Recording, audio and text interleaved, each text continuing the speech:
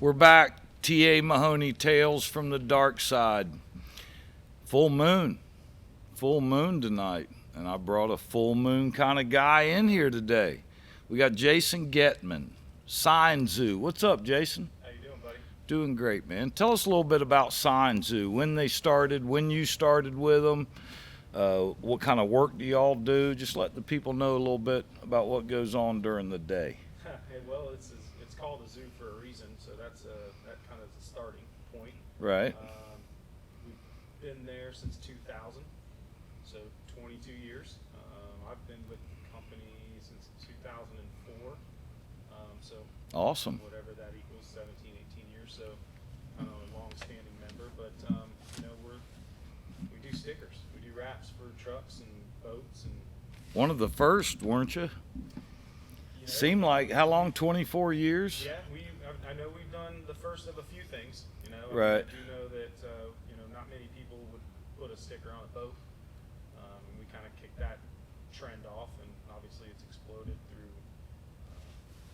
advertisers as well as personal boats. You know, when it first come out, you never would have dreamed it was as big as it was going to be from, tournament fishermen. I think it really got into where the push was at first. SKA and Yep. there was another one, I think it was the FLW tour, Right. gas boat stuff. Yep. Advertisers, we do a lot of plumbers and electricians and that sort of advertising wraps, and that's just turned over into the marine world. Right. T.A. Mahoney, everyone, Power Pole, everyone Sure. sees the value out of that. So, Well, and it's the first stop. It's like, it's almost like Mahoney sometimes when you buy a boat, your first stop's here for the accessories or wherever you're going to go to get them. Sign Zoo has definitely moved into that position. I remember years ago, you're talking about the FLW, I believe Hydrosport. I fished the SKA. I didn't fish that FLW. But the Hydrosport people were in both, and I remember when they were getting the boats done, I think a Snickers boat, an M&M boat. yeah, we did one of the sliced meat ones, and it was for a friend of yours over there, and your meat guy. I know you know his name. It'll come up here in a little while, but it was a bologna or some sort of advertising on it. But yeah, they did a lot. It was all of the advertising came through actually Walmart. If you would think Right. about that, they were advertising products that they obviously wanted to push. In That's the right. stores. So yeah, I mean, it's the wraps have grown tremendously. Funny story how we kind of really got into the wraps. We started locally. Air conditioning guy, came up and said, "Hey, I'm want to enter a contest of the best advertising idea, and I know you guys can do stickers. You did stickers on there. I want my truck to look like clouds, and I want my logo to be on there." And we're like, "Perfect, we'll do that." And so we set it up, sent him a proof, and he went to the trade show, and there was 700 members, I think, at the show, and he ended up winning the best marketing idea of the Wow. year. And literally in a week, I mean, we had 500 calls. Yeah, And, that's awesome. Just everybody's like, "How do I do this?" And so from Florida to California, we're helping people out. Yeah, it's worked out great. When it first started, like I said, everybody, I'm sure yourself, too, doing something new like that, you're somewhat skeptical. But, just even I know people who've bought cars and they don't like the color. Yeah. They love the car, Yeah. but the color's and they would love to have it in some color that's not offered. Right. And you're talking a good paint job on a high-end car is probably 10 or 15,000 start to finish. Well, I know Tesla now they only can offer 2 or 3 colors. Right. Or don't quote me on that, but they're very bland, and obviously everyone has a Tesla, or a lot more people have a Tesla. Yeah. So I saw a lime green one the Yeah. other day. I bet you that's not one that No, it probably that's had a not the wrap. factory. Yeah. Yeah, that's a wrap for sure. Yeah, and it's pretty neat because it protects the paint, so it holds the value to your investment. And the main thing I've noticed over time with the companies that wrap is, there's a ton of them that do it, but most of those don't seem like they hold up as well. Like The guy who's half the price, you got to realize that there's a reason for him being half the price. Right. And I know that I have a buddy of mine, Matt Clapp, who's on Tales from the Darkside with me, and he gets a lot of vehicles wrapped. And when I got mine wrapped by y'all, and I brought it, and he saw it, the first thing he did is he went and looked. I didn't know this, but he's looking for seams. Yep. And he's like, whoever you got to do this, Mahoney, is probably the best I've ever seen. Right. And that's, y'all been doing it a while. There is a in the wrapping world. There's a contest for installers, Right. and so Todd, my partner, went up and entered when it's probably 15, I guess maybe 20 years ago now, but he entered into the contest, and there's it's an industry contest, so there's installers from all over the country. And I still remember him telling me the story that he finished third but should have won, technicality, yada yada yada. But I mean, being third in the country, That's something. and then Yeah. he's the one that is teaching our guys that come through. So I mean, it's the craftsmanship. You got good designers, you can have the best product, but if it's not on the vehicle and it's not presenting no seams or clean seams, and 3-4 years later it's still on there, then that's our print and our design Yeah, is worthless. So that's right. the craftsmanship's definitely a big part of it, especially with boats. If you're working with boats, I mean, That must be some of the toughest, I mean, you ones work- to do. You work with a guy that just bought $1 million boat or a $500,000 boat. Right. And of course, his $5,000 or $6,000 is it's not the amount of money that he's spending, but he still wants the quality. And That's so, right. I mean, I don't look at it any differently. I mean, it's still a big project, a cool project. Sure. And I love doing the boats because it's unique and you're doing something to personalize this guy's boat each and every time. But he still is looking. I mean, we do the Freemans, and you can't find a seam on there either. No. And that thing's 6 foot tall. Well, and all those boats in Venice, do you do most of them there, like Do a good portion of them that is yeah, through there. Mexican Gulf and Yep. Voodoo and We did the Voodoo guys there for a while, and I think they're getting their boats now through the factory or through the Louisiana, and they were coming out of Yellowfin, so we Right. had a handful of them there when they were coming from Right. Sarasota. But I mean, we do a lot of charters, we do Yeah. charter businesses, we do a lot of personal stuff. So, but And a you- lot of go ahead. you have one location, right? You're in Sarasota, Yep. but Yeah. you also travel. The installers travel, so they'll go pretty much wherever. Tampa's not a problem at all. Now we're here, St. Pete, Clearwater, Fort Myers. yeah, Bradenton, They went to Baton Rouge last week.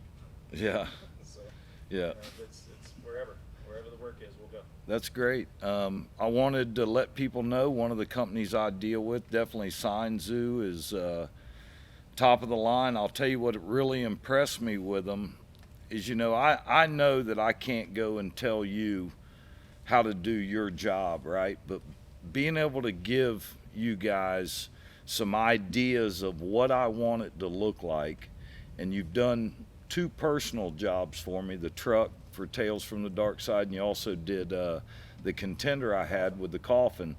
And both of those were basically, I just threw a few things at you that I wanted, and the whole design and everything came right there.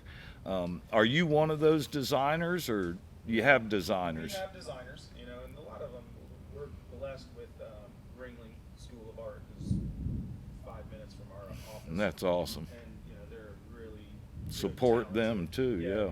We get a lot of interns that come through there and help. But the 3 designers that we have all came from there through their graduation or graduates design program. So a lot of them, we don't give them a box and say, here, you need to design everything this way. Right. We really don't even pay attention to the design. Hey, you got a 35-foot whatever, this is the brand, this is and give me what you want and let him make the dinner. Yeah. So I think the best part, and you get a lot of the business and marketing side, but when you get into the personal wraps and you have your input, you get your kids involved or your wife involved, then it becomes, the wrap actually becomes a part of the whole family. So I mean, it is the design and the ability to be custom with it is really neat. Yeah, for sure. And I know over time I've printed a ton of shirts, and there's a lot of people out there that print shirts. You can, clip art. You know, our buddy Steven over here that's filming us, he's a master at clip art. I think he made the design for the production company. And we make fun of him because, you know, anybody can go in there and clip it. And I've seen wraps, and I know everybody has it. It's a wrap, but it just doesn't look like it flows right. And it seems to me, when I see a wrap with your logo on it, I'm thinking to myself, you can definitely tell the difference in that. We have we joke around about this at the office. I mean, designs are subjective, right? Right. It's in the eye of the beholder, right? That's right. So, I mean, maybe the clip art is the choice. Maybe people want a real fake fish. Right. So, I mean, it's been doing it so long, I don't even really care. That's right. Yes. It works. I will give them my opinion, and I will tell them strongly that, no, I think you should probably go more this way. But, I mean, if they want pink rainbows and bow ties and flounder and catfish, well, that's what the you best do. looking catfish I've ever seen. Yeah, it seems like on one of mine, I was wanting something, and you kind of said, well, that gets a little busy, and it's not really going to do benefit to anything if you make it that busy. You know, it's going to be a blur. So I listened to you, and I'll tell you, it was one of the best I've seen. We got a break coming up.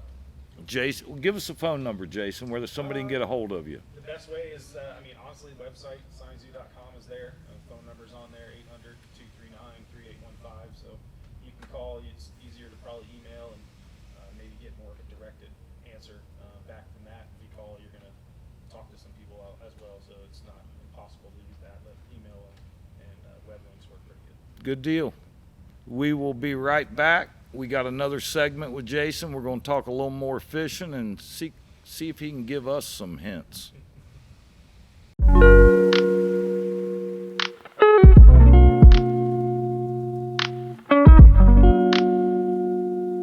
We're back. T.A. Mahoney, Tales from the Darkside. We got Sign Zoo with us today. Jason Getman. We're talking wrapping vehicles, or we were. We were. Now we're going to get to the tales. The nitty gritty. Yeah, the real stuff, the fun stuff.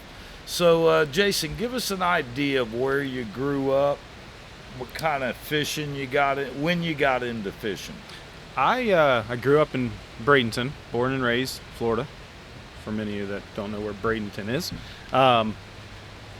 started really young, actually, going on docks and going fishing with my dad. Obviously, everybody kind of did that, and that gets you into it. But I had a buddy in high school that had a skiff, Carolina skiff, and he'd drag it to school every day, and Wow. we'd go fishing after school at 2 or 2:30, and it was back when no one would bother you, and you could catch redfish and snook, and we'd fish up Braden River, up come out in Manatee River there, Bulkhead and Bean Point area, and kind of work Anna Maria, work our way down south to Sarasota and Long Bar. Key. Yep. So, we've stuck around there for most of my growing up ages and doing the inshore stuff. And What it's was fun. your favorite fish to catch back then? Redfish was always my favorite, and What'd you like about redfish? They fought and they stayed in the water and they just dragged and pull, and the noise of the reel and Oh, yeah. letting up Like a bulldog, yeah, right? kind of loosen the drag a little bit so you can hear that line run, so they were always a little harder to catch too, and Right. so if you get on a good snook hole, it's one after another. Right. Same thing with redfish. I've come across the big schools that you don't see that much anymore, but it's just always fun. They pulled, felt like you were working. What was bait of choice for the redfish when you were younger? We've always tried to catch, live bait, shiners. Right. We'd get into them and rip them in half, cut them in half, and a lot of the old guides that you probably fish now, they'd tell you those secrets. But plastics sometimes use those long white jigtail or bucktail jigs, and some fake baits and lures and all that stuff, but mainly live bait. Pinfish are good too. Sometimes live bait's not plentiful, Right. and especially wintertime comes. I mean, our winter's so kind of, we don't really get winter till when? February, it seems Right, like, for January. a week or two. Yeah, but the bait does go away into the year and gets really small. There are a few places to catch it, but as a kid, you almost got to turn to plastics because you're not going to take that Carolina skiff Nope. all the way across to Weeden Island Right. to catch bait and then Right. run over to the east side of the bay, maybe where the fish are. So One of the first things I remember actually fishing, was before that we would pond hop in the neighborhoods. right. I grew up out east where there was, a house every 3 or 4 acres, and every other house had a pond. So we did a lot of that, and I think that gets you into using the plastics and using the frogs and using the different, fake Step baits right in and start fishing. Yeah, because you're not using, unless you're using dog food or bread. You ever fish over there in one of those places that don't want you to fish there? We would always, yes, ask, but we would knock. There was a nice old lady that would let us. We would always knock. What, like big And- pieces of property with a pond on it? You're Yeah. talking about? Oh yeah, yeah. There was it was probably a 3 or 4 acre lot or house, property, and there was a house on it, and her and her husband were older, and my mom always told me just go and knock, go ask. Yeah. And so we knock, and she answered, and she's like, no problem, no big deal. And I remember the husband or the father there passed away, and the son started coming to the house, and he didn't like it. He cut He that cut that off real real quick. quick. He was like, get out of here, you little kids. And so now, I kind of live in the same general area, and I see those kids riding around on their golf carts now. They're not riding around on bikes like we used to, but Right. they got their poles and their tackle box, and even my kids It's do a it. lot tougher for them, I think. Back when we were kids, people wanted to see that. I approached it a different way as a kid, and both were productive the way you did it and I did it. I would kind of go onto the property and just start fishing.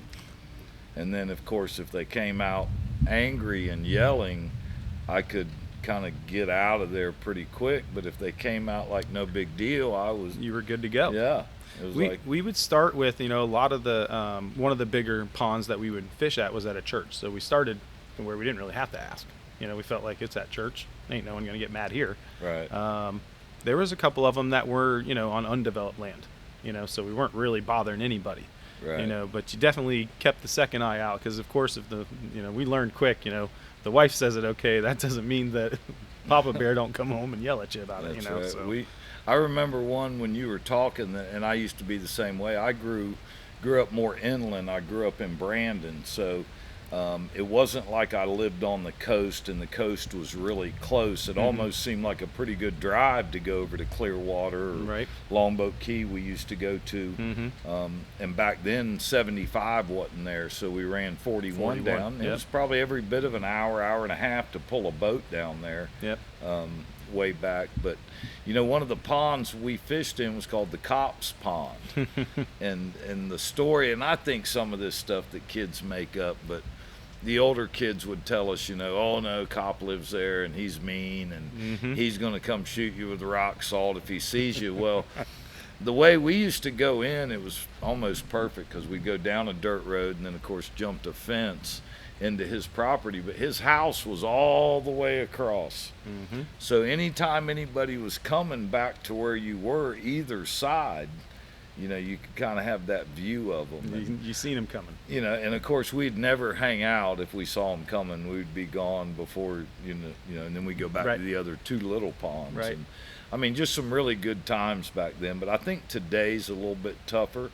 I got a funny story for you. Yeah, A buddy of mine, Kevin Hallis, he doesn't even live. He lives in Dallas.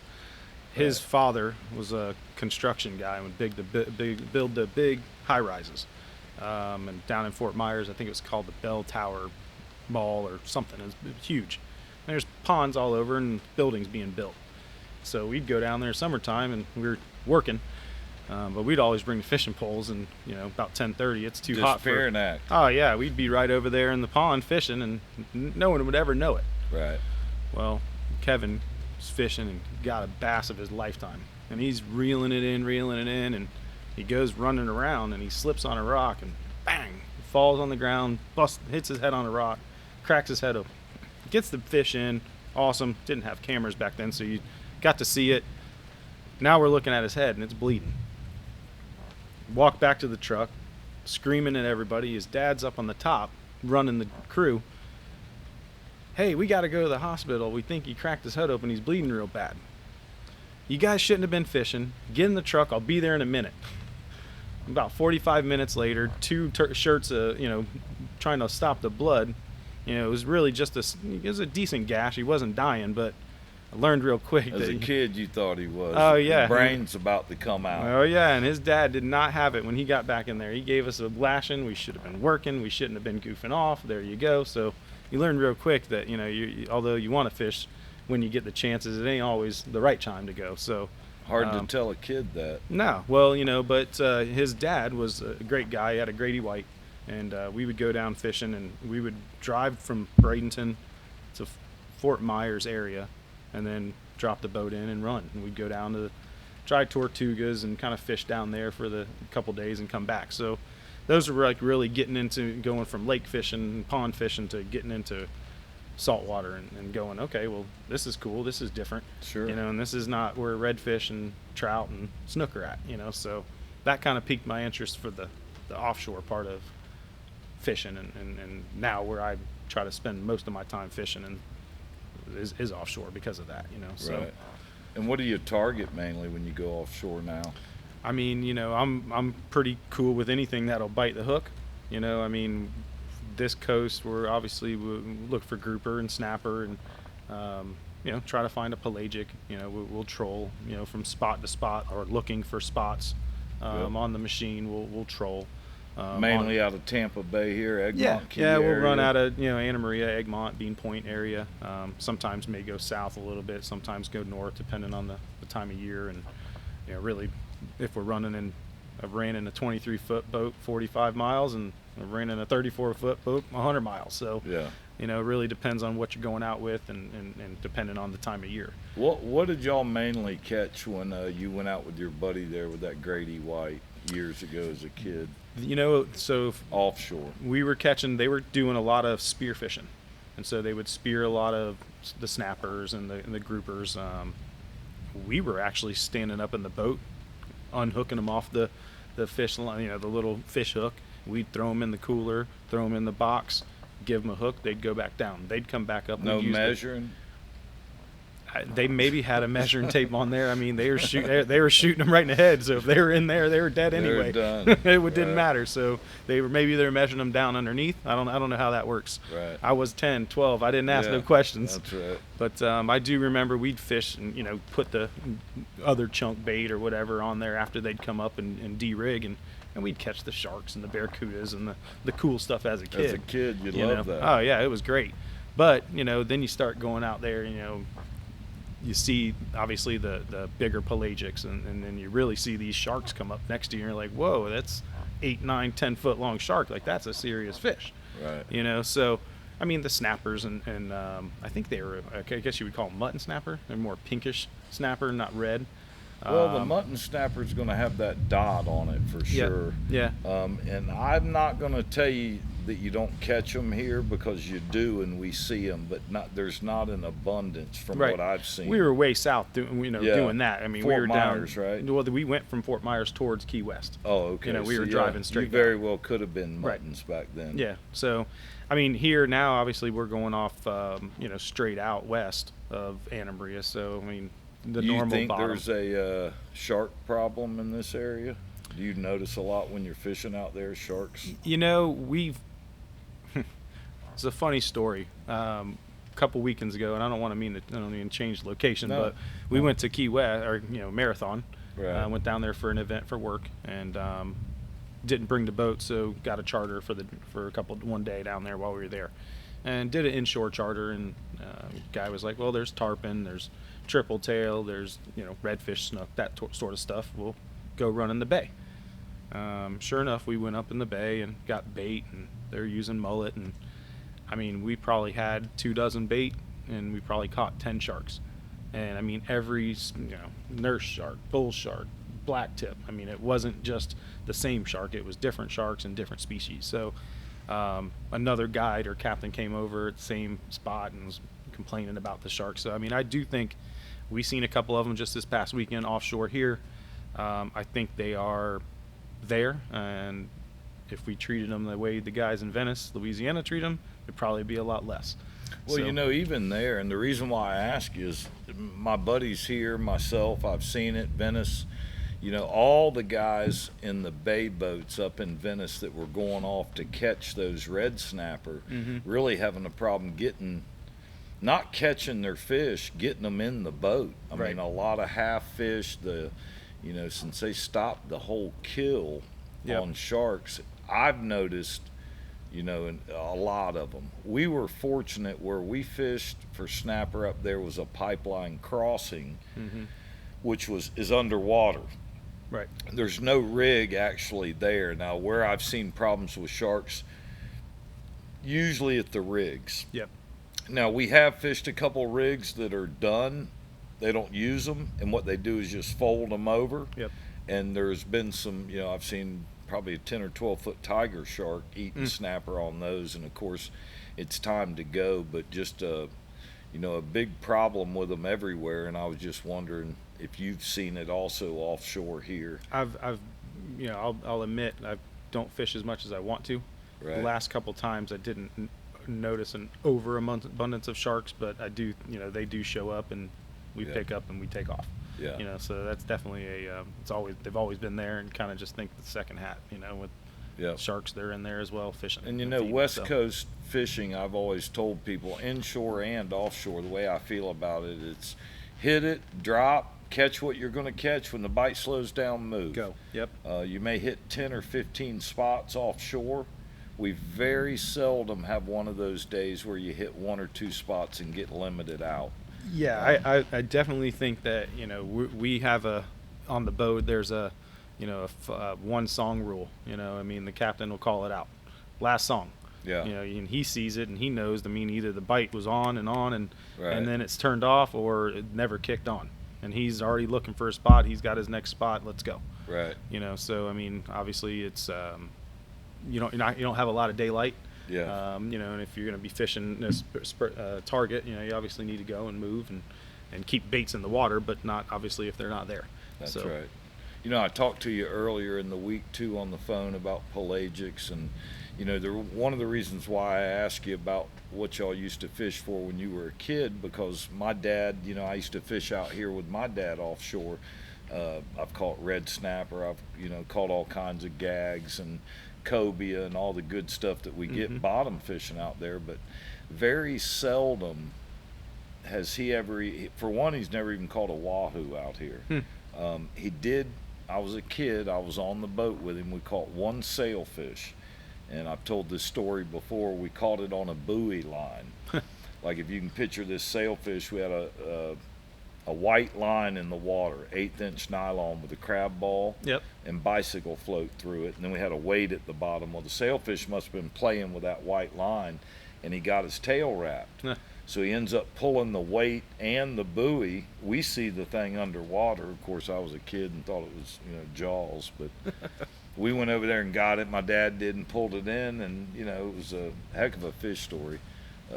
We did end up seeing Jaws, by the way, and like I said, I've told this story on here before. It was big, 2 big great whites came in and finished the sailfish off for us. But you know, other than that, we've never really seen pelagic. So over the last few years, I've started catching wahoo. I've caught quite a few sailfish off my boat. I've caught one myself. You know, usually somebody else is in the back of the boat and I'm Right. doing something when the fish, you know, Videoing. Right, flat line goes off. Yeah. And I let them catch it. They're usually buddies that hadn't caught it before. But you know, when I had the opportunity and that one went off on that spinner, I grabbed it. It was a flat line. But you know, really, I've gotten into it now to where I'll almost go out there and be willing to, you know, spend all day, 12, Right. 14 hours Right. for one bite. You know, Right.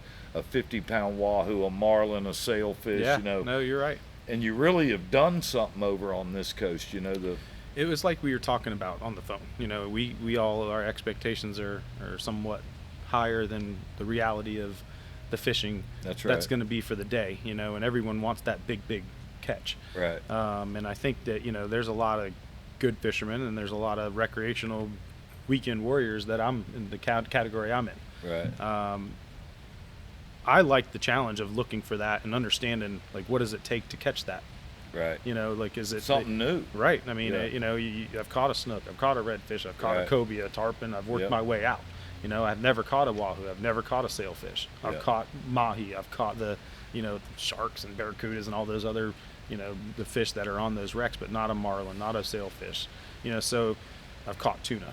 You know, so the eagerness of me learning that, you know, that's where I'm at now in my fishing game, you know, and I Right. want to see that. Something new. I'd That's fish all day, exactly. to your point, to catch a 50-pound wahoo. We're all cheering, drinking beer on the way home. Yeah. I mean, I don't care who hooked it. I don't care who caught it. Right. I just want to be part of Be it. on you know? the boat. So, It's I can tell you, you got to get on. We use Hilton real-time navigation. There's a few of them out there. Hilton seemed to be on the money. I fished with Thomas Hilton down in Key West. Really nice guy. Try to get my buddies to do that. We haven't had a lot of activity out there. Even in Venice, they really didn't have a rip, you know, that we could fish. We did go and fish this one little rip, but it's nothing like they usually have. right. The guy at Osprey Charters told me first time in 30 or 40 years that he didn't catch a blue marlin in the month of June. 30, 40 years. Yeah, Wow. of being down there. So something is going on there with his thoughts on it are the electronics, you know, Yeah. and how we're teaching people. Apparently these big boats, you know, they got like a periscope that goes down. And it's pinging so hard they can almost tell you how big that fish is. Wow. So in these tournaments, you know, we've always had big fish in the Gulf, you know, Pensacola, Mississippi, Texas, Louisiana. Somebody's weighing in an Something 800 big. to 1,000 pounder, you know. I mean, Right. it's not uncommon, but not multiple. But what you're seeing now is they're sitting on these, like an oil rig. They spot this 800-pound marlin, And and they drop. can go right to that depth and basically hand feed it. And when you look at some of the side imaging and stuff that's Right. out there, Right. they've actually in some of these marlin tournaments have gone to no sonar. not allowing them for that Right. advantage. Yeah. And one of the guys up there in Venice that I fish with told me because of that technology, he thinks it runs the fish off. You can imagine the wattage that's pinging the Yeah, ground. Like, I they mean, have that- to feel that. Yeah, especially if they, you know, who knows how they think, but you associate, it's like a deer. Right. You know, you can drive past a deer all you want with your lights on, and he stands there and look at you, but he knows what brake lights are. When you touch brake lights, Yep. gone. Yep. I've seen it. Well, that's an educated deer. Right. You know, he's not as smart as me. He may not feel like me. Right. But he knows red lights after the white lights is no Something- good. Something bad's coming. Time to go. Yep. And you wonder if those marlin are thinking the same way. Hopefully, you know, 6 years ago, gags and red snapper, we were catching them to the south Yep. of Tampa Bay. We talked Yep. about this. Now everything that we're catching's north. Yep. And when I say north and south, I mean of Egmont Channel. Yep. So when you're going out, you can get deeper quicker to the south. To the north, you got to run a little further to get to that deep water. It's a contour of the shelf. But I highly recommend running that way right now to catch those kind of fish, and look for those temp breaks and upwellings. If you have an upwelling, and I'm no expert, I'm just learning this, you go on that Hilton chart and there's an upwelling where you have a temp change, you're stacking the odds right there Right, to in your go to favor. that area. But we haven't seen that. I got a report out of Venice where the guy out of Venice Inlet caught some pelagics 160 miles to the southwest, which is basically 60 miles away from the fort. Right. Fort You know. or the Key West. Right. Whatever. Way down. Yes, that's a long ride. And most people can't do that, and that's a 3-day trip for him. He was up here 5 or 6 weeks ago. He told me he went to the box where they had some kind of upwelling there. On the outside of it, nothing. No birds, no bait. He came to the inside of it, which was 600 feet, and all the pelagics were in They're there. running in there. So I was with Dylan Hubbard, I don't know, 6 weeks ago, and we got a 94-pound wahoo out there on a flat line. So, He's a good guy to know. man, them guys are fishy over there, I'll tell you. And it was fun. Like I was telling you, we had a a boat full of jokers, and you had to be on guard. You know, that's and you know, I'm glad you brought that up. You know, it's the one thing that I can say. I've fished a lot of tournaments, and I say a lot. You know, I mean, there's people that have fished more tournaments, but you know, I fished a lot of tournaments. I fished a lot of different spots in you know, Florida and Louisiana and Mississippi, and you know, one thing we always strive for is to catch fish, but one thing we always do is have fun. For sure. And you know, if you're not having fun when you're out on, you know, fishing, you find it, you know, go golfing or something, you know, Right. because it's, you know, I mean, if you're that, to me, you know, I get out there and it's a world, and you know, you're eager to learn, and you know, the fight and the battle to catch that fish, you know, is strong in your head, but still you want to be out there and have a good time. Right. You know, so And that's the way I think about tournaments. I fished quite a few myself. I fished the Redfish ESPN Tour. Boyo Mhm. Berta deal, and I was never worth anything. You know, half the pack. I'm 60 something out of 125. So well, you I- ain't fishing with the Watts average- brothers is the problem. No, fishing against them. I beat them one time. I beat them. Well, one time on that circuit. When they first got into it, and I did this with a podcast. Brian Watts, him and his brother come out of Lakeland. They're going to Yep. fish a snook tournament against me and Jerry Williams, a buddy of mine they called Downtown, and we smoked them. Mm. I mean, we spanked them. You know, I maybe won $25. Entry fee was $5 or something. Right. It was more of a bragging tournament. But that one, and I think I was in Lake Charles one time and came in 7th, and they were in 9th. And I felt like I was in 1st. I came home, people would go, "Hey, what place did you come in?" Ahead of the Watts Yep, brothers. that's right. That's exactly where I was That's at. right. And you talk about some good people, man. The Watts guys are brothers, good. they for all you tournament anglers out there that are making money off of it, promoting it, fishing hard, they set the stage for that, man. Yeah. They were the original guys that found out they could make money fishing, and they fished OGs. hard. Yeah, yeah. You know, a lot of people think those tournaments are fun. That's why I stopped fishing them. I was just gonna say that. Because even a kingfish tournament, and I support them around here, and Right. I understand the competitiveness of it. Right. I've done a ton of them, and they're always bad weather, and we run as far as we possibly can, and somebody catches one out on the beach. Is Yep. usually what happens. And we went the wrong way. Yep, We went yep. south, and they should have Went gone north. Yep. But and I have fun now. I'm not, you know, some of the shows we do, and that's really what this is all about. It's about having fun with your friends, and Yep. you know, when you're laying there, if you get the opportunity to have that choice to lay on a deathbed instead of just being swept away, you know, what you're going to be thinking about is memories and those fishing times Yep. and those ponds when you were kids and jumping fences and, you know, all that fun stuff we used Yep. to do that was innocent, that all had to do with fish. Right. You know, I've Oh, caught, yeah.